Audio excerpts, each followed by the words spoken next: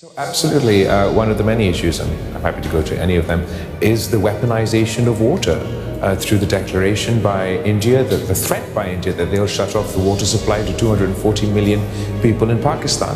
Just making that threat is a violation of the UN Charter. Were they to act on that threat, Pakistan has been very clear, we'd consider that an act of war. I believe that all countries, I'd even sort of appeal to your viewers, everyone should speak with one voice condemning India's decision.